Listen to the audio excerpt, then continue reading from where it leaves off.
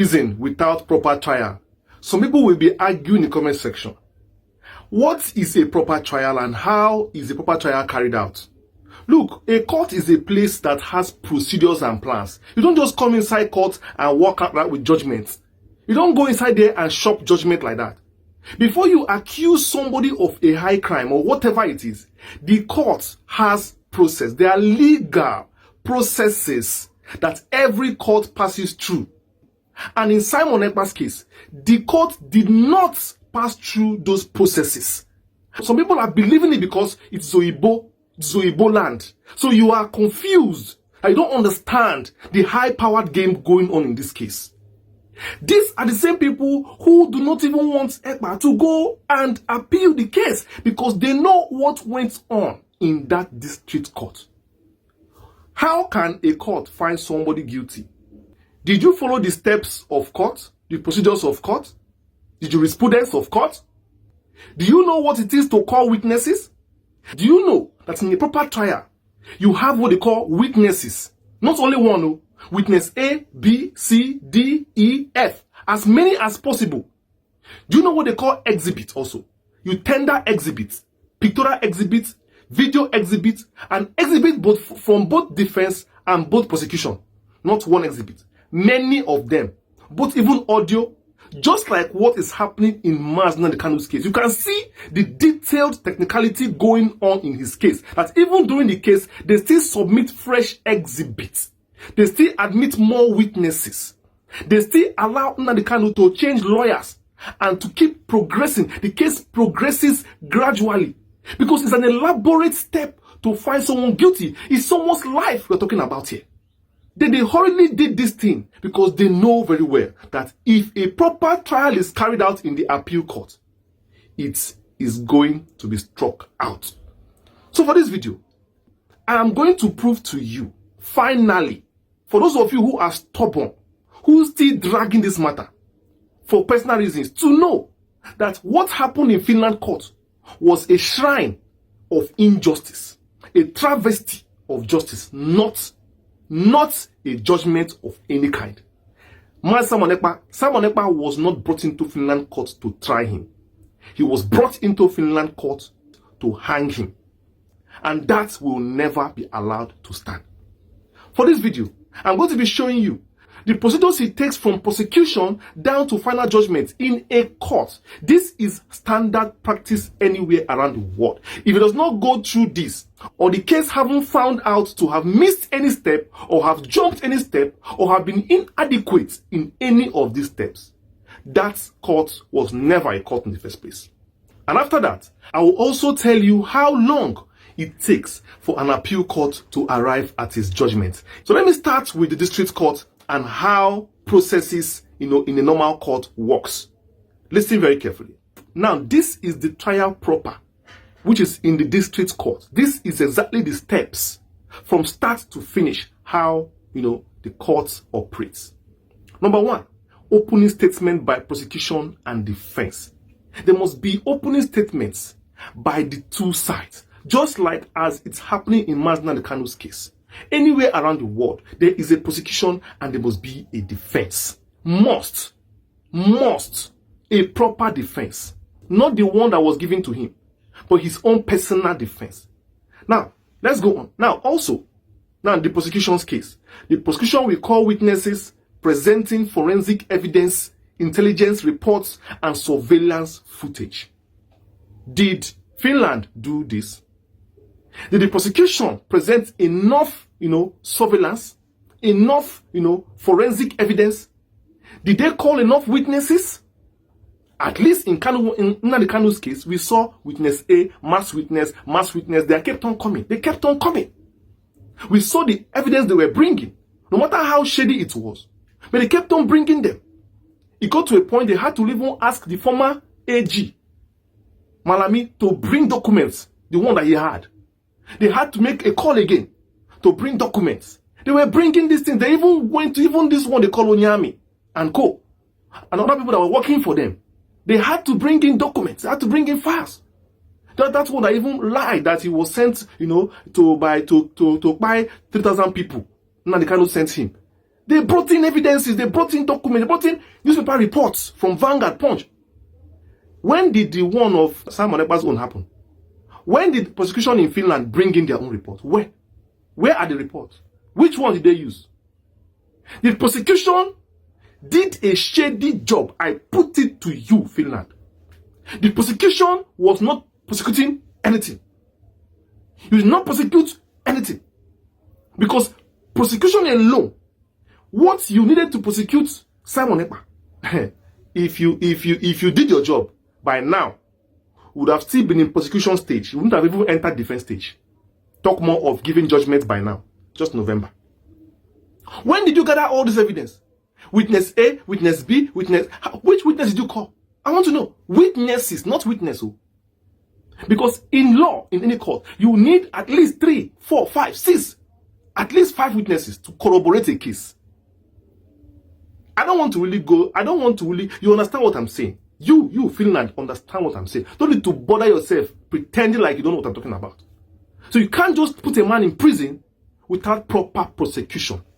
Let's go on. Now, cross-examination. That is the next step after prosecution, testing witness and other things. After prosecution presentation, you now talk about cross-examination. Cross-examining everything you have said, all the witnesses you brought, all the documents you brought, all the footages you brought, the information you had to nail this man to jail. The defense will cross-examine it. I want to ask, did Simon Ekpa, was he allowed to do proper cross-examination? A, witness B, witness... Which witness did you call? I want to know. Witnesses, not witness. Because in law, in any court, you need at least 3, 4, 5, 6, at least 5 witnesses to corroborate a case. I don't want to really, you understand what I'm saying? You Finland, understand what I'm saying? Don't need to bother yourself pretending like you don't know what I'm talking about. So you can't just put a man in prison without proper prosecution. Let's go on. Now, cross-examination. That is the next step after prosecution, testing witness and other things. After prosecution presentation, you now talk about cross-examination. Cross-examining everything you have said, all the witnesses you brought, all the documents you brought, all the footages you brought, the information you had to nail this man to jail. The defense will cross-examine it. I want to ask, did Simon Ekpa, was he allowed to do proper cross-examination? Did they do any one? What is the timeline of it? Where are the documents of the court? Where is it to see the certified true copy of the court? Where is the court judgment document? I've been asking people to bring things. Let us see everything now. You are hiding it. Because there was no proper prosecution. There was a shady prosecution. Hush, rushed. It was a hoax. Disaster. A disaster. You did no prosecution. Now, cross-examination, you did nothing. This was just will I call it a charade of a case? A charade in your district court. And I can say it before. The district court is a shambles, it's not a court. But you will argue, you call it a court. A court, look at how the court is presented. Look at how a court. Under 6 months, you have carried out all this. Someone will soon tell me, Oyibo court, they used to rush things. Okay, Puff Daddy has been facing trial in America for, I'm sure, up to a year now. Have they gone halfway? Have they gone halfway in this case? It's not a terrorism case, but you know that is a very high profile. It's a case that has a lot of needs evidence to pin. It's not a small case. There are cases that it's not about land. You're not dragging land here and there. There is a case that you can, if they decide to handle the case, if you allow Simon Ekpa to defend himself in this case, by now, we'll never start case. If you allowed him to defend himself properly, without suppressing him and gagging him, by now, case never start. But just now, we're not going to start because you finish prosecution. When you finish prosecution, by that time you bring your evidence, you bring your surveillance camera, you bring your videos, your audios, you prove. You now have to prove that he's the one that did those things. Or what is in that picture. You know what it is to prove something beyond reasonable doubt to the court. Then you talk about the witnesses. They will sit down on the chair one by one. They're not going to wear mask. This is Finland. When you finish with mask A, witness 2, witness 3, witness 4, your body will tell you. Say na case where you come. When you finish that one, then the defense will now start that cross-examination. Simon Ekpa's lawyers will stand up. His team of lawyers, because if you Simon Ekpa, let me tell you by rights, if you allow this case to move well, he would have had 1, 2, 3, 4 lawyers defending him, and the defense for strong. If for strong, if for press una for body, for feel say una they do case. No be this nonsense what they do. You want to deal because he's a black man. You want to dehumanize him without his rights. I have said it many times. You want to send someone to prison, no problem.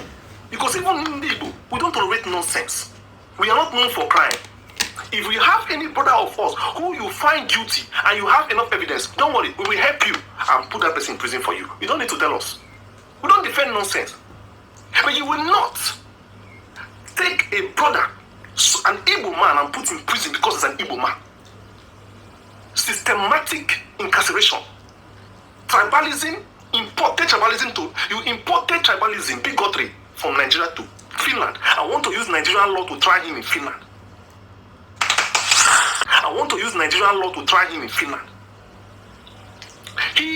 The court did not follow the appropriate steps for prosecution to sentencing. Didn't follow it. There was no prosecution. It was just Simon Ekpa on the table, sitting down. They come and read charge for him. Then the judge will just say, we sentence you to this. Are you crazy? Then you want him to go to prison like that without defending this? Don't let anybody deceive you. Don't. If he must go to prison, he must go to prison with his chest up high that he failed in his defense. And there's now what they call the defense case. The defense presenting a counter evidence, another expert witness or alibi. In terrorism cases, defense may argue political motivation, mistaken identity, or violation of human rights in arrest procedure. A lot of things that Èkpà can come and say, this is my own defense to this now. Aside cross-examination. Did someone ever do that? Was he allowed to do it? Let us confess. In all these things we said here, which one did he do? This case was just a slope, a setup case for him to fall. There was never a day the court followed from opening statements to prosecution's case to cross-examination to defense and to closing argument. Well, even closing arguments we know even here. Closing arguments we know here. After closing argument, the court now takes time to give judgment. All this was done under how many months, Oga? Oga magistrate or Oga court, Oga judge, fake judge, fake. That's what they use in Finland. Lay judges. And of course, when you use lay judges, you will definitely use lay methods. But this is about terrorism and the life of a human being. You cannot throw it. You cannot throw a human being in the dungeon without proper following the steps of prosecution to judgment. You can't do that. And I put it to you that Simon Ekpa is being forced against his right to accept the verdict of the court without proper defense, examination, and at least standing for himself. He is just bullied into this. Maybe with a threat of something we do not know. A threat of what we do not know. Does not play a game with you. Is that justice? Is that justice? Is that justice? It's a shame. Moving ahead, people are afraid of Simon Ekpa appealing this case, and I found out why. The Court of Appeal in Finland, like I told you before, works like a normal high court in Nigeria. You are allowed to bring your witness, to bring your evidence, to defend your case, and stand. It's not like appeal court in Nigeria. Rather, it is like high court. Let me read this for you so that you understand why these people don't want Èkpà to appeal this case. They don't want him to appeal this case because a lot of things will be revealed. Look at this. In Finland, unlike some jurisdictions that impose strict deadlines, Finland's appeal courts do not operate on fixed time frames. You see, like I told you, because I told that how long does it take for Finland, to judge a case in appeal court? Let's go on. Straightforward criminal cases may be resolved in as little as 6 to 12 months. Complex cases, which is involving organized crime, international elements, or terrorism charges like Èkpà's own, can stretch in the appeal court for into 12 months to 24 months, which is 1 year to 2 years or longer, sometimes longer. There is no statutory maximum. The wheels of justice must turn, but no law forces them to spin fast, which means it can take 1 year, 2 years, 3 years, it doesn't matter. And that is what I'm trying to tell you. They know that if Simon Èkpà goes to appeal court, he can delay this judgment for as long as 2-3 years, even 4, 5, 6 years. That he will even be in court. The judgment they even sentence him, he will even do it while going to court. And they are afraid because they know that the appeal court works like that. The appeal court in Nigeria does not work that way. The appeal court is different too. The appeal court in Nigeria or some other places in the world, you submit your case and they go through the case and give judgment on a particular day. They just call you and give judgment. That's how it works. Maybe a month, maybe 2, maybe a month. You understand?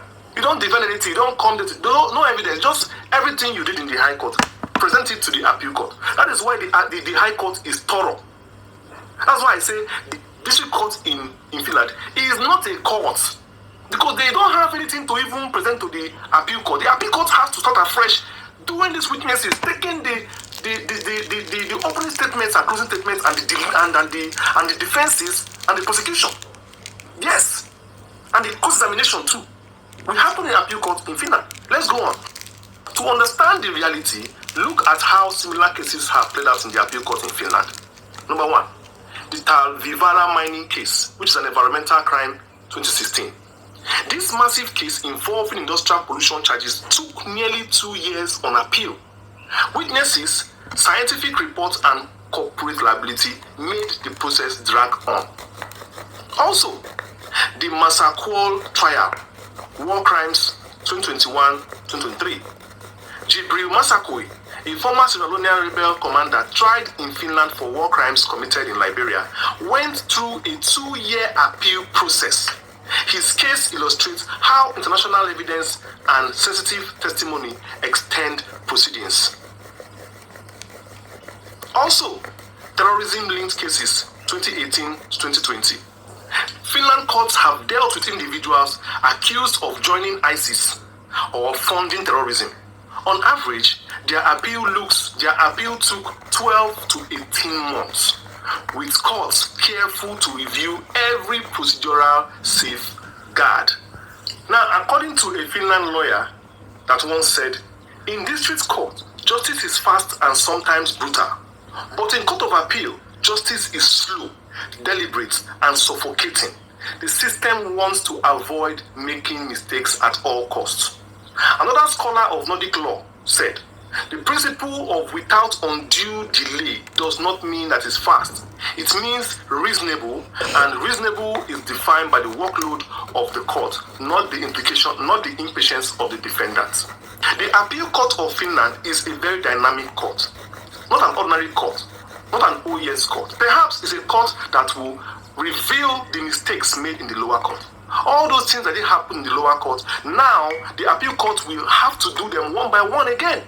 Because like I told you earlier in this video, that the district court did not follow the steps. I listed 5 steps for you. They did not do any one. If I'm lying, let anybody in Finland or anybody prosecuting the case prove me wrong and tell me when did Finland prosecute, bring witness, proper prosecution, nail the case against Èkpà. How did they do it? When did they bring witnesses, evidences? Which day did they bring? Because there are a lot of them.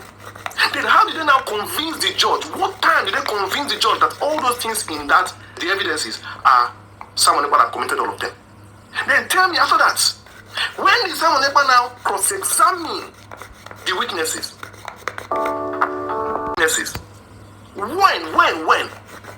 When did he also defend his case? Did all this thing happen on that one day? Please, I'm here to say my mind. This is just me.